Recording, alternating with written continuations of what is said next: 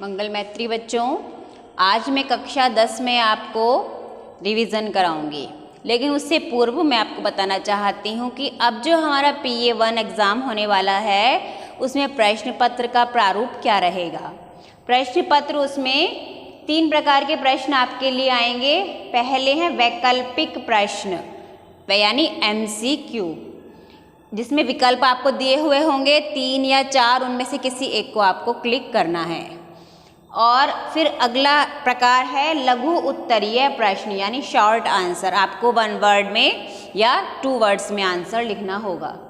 तीसरा है सत्य असत्य यानी राइट और रॉन्ग, आपको राइट या रॉन्ग पे निशान लगाना है, दोनों वहाँ पर ऑप्शंस होंगे।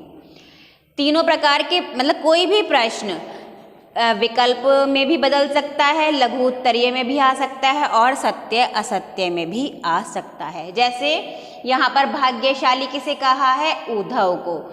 यहाँ पर सत्य असत्य में आ सकता है कि भाग्यशाली गोपियों को बताया तो वो आपका असत्य हो जाएगा।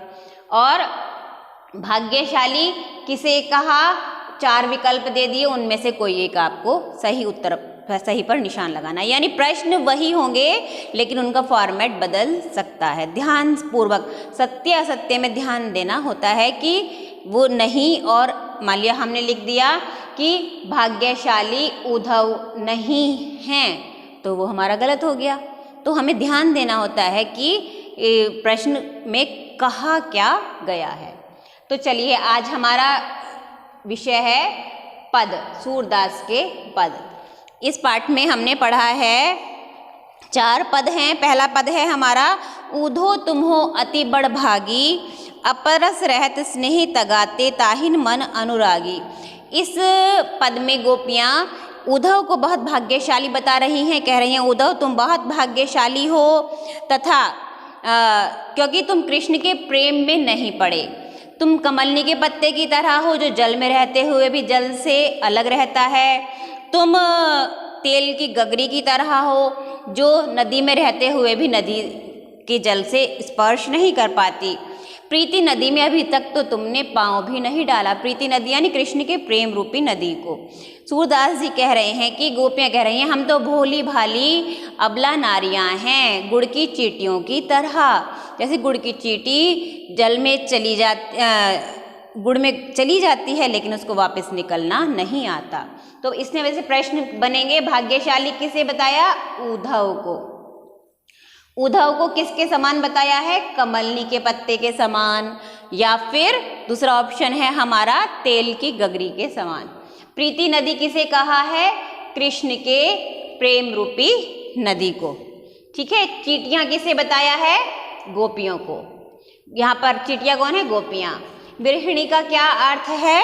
विरहिणी स्त्री यानी जो अपने प्रियतम से अलग हो गई हो। हारिल पक्षी कौन है? गोपियां। ये अगले पैराग्राफ से है हमारा। अगला पैराग्राफ है हमारा हमारे हरि हारिल की लकड़ी। यहाँ पर कृष्ण को कहा, कृष्ण यानी हरि यानी कृष्ण। वो कह रहे हैं गोपियाँ स्वयं को हारिल पक्षी बता रही हैं। हारिल एक पक्षी होता है जो एक लकड़ी को जन्म लेते पंजों में पकड़े रहता है और जब वो मरता है तभी वो लकड़ी उसके पंजों से छूटती है। तो गोपियाँ कह रही हैं कि हमने कृष्ण को ऐसे ही पकड़ रखा है जैसे हारिल पक्षी ने अपनी लकड़ी को पकड़ रखा है। तो हारिल पक्षी कौन है? हारिल पक्षी कृष्ण हैं? नहीं, ये रॉन्ग हो जाएगा हमारा। हारिल पक्षी गोपियाँ हैं। हारिल पक्षी कौन है? गोपियाँ। हारिल पक्षी कृष्ण है तो रॉन्ग हो जाएगा। योग को कड़वी ककड़ी के समान बताया।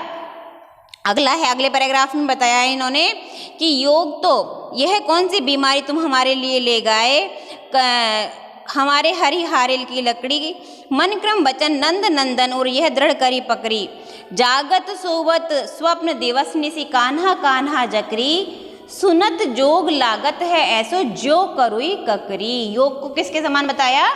कड़वी ककड़ी के समान। योग को कड़वी ककड़ी बताया, सही। राजा का धर्म होता है कि कोई उसकी प्रजा को ना सताए, सही। मर्यादा गोपियों ने तोड़ी है? नहीं, मर्यादा कृष्ण ने तोड़ी है। पता होना चाहिए मर्यादा कृष्ण ने तोड़ी है। तो ये हमारा रॉन्ग हो जाएगा। अगर लिखा है मर्यादा कृष्ण ने तोड़ी है तो वो राइट हो जाएगा। गोपियाँ कृष्ण से अपना हृदय वापस मांग रही हैं, हाँ वापस मांग रही हैं। अगर यहाँ लिखा होता कृष्ण गोपियों से अपना हृदय वापस मांग रहे हैं तो ये रॉन्ग हो जाता। ध्यान देना है, राइट रॉन्ग में जरा सा अंतर होते ही आपका प्रश्न गलत हो जाता है कि कौन किससे क्या मांग रहा है। यहाँ पर अगला है, गोपियाँ कह रही हैं हरि है राजनीति पढ़ आए, समुझी बात कहत मधुकर के समाचार सब पाए, एक अति चतुर होते ही पहले ही अब गुरु ग्रंथ पढ़ाए। एक तो वो पहले से ही बहुत चतुर थे और अब उन्होंने गुरु ग्रंथ यानी राजनीति का ग्रंथ पढ़ लिया है। उनकी बुद्धि बहुत बढ़ गई है, हम जानते हैं वो बहुत चतुर हो गए हैं। पहले के लोग होते थे उद्धव जो दूसरों के भले के लिए यहाँ वहाँ जाते थे, और हमें तो सिर्फ कृष्ण से अपना हृदय वापस चाहिए। कौन सा हृदय? वो जो जाते हुए चुरा कर ले गए थे। और उद्धव तुम ही बताओ वो खुद ही अनीति का कार्य क्यों कर रहे हैं, जिनको खुद दूसरों को अनीति से अलग करना चाहिए, छुड़वाना चाहिए। राजा का धर्म तो ये होता है कि कोई उसकी प्रजा को ना सताए, वो अपनी प्रजा की रक्षा करे। इस तरह पूरे पाठ के बीच में से आपको प्रश्न किसी भी फॉर्मेट में मिल सकते हैं, आपको उनको ध्यान देना है। धन्यवाद।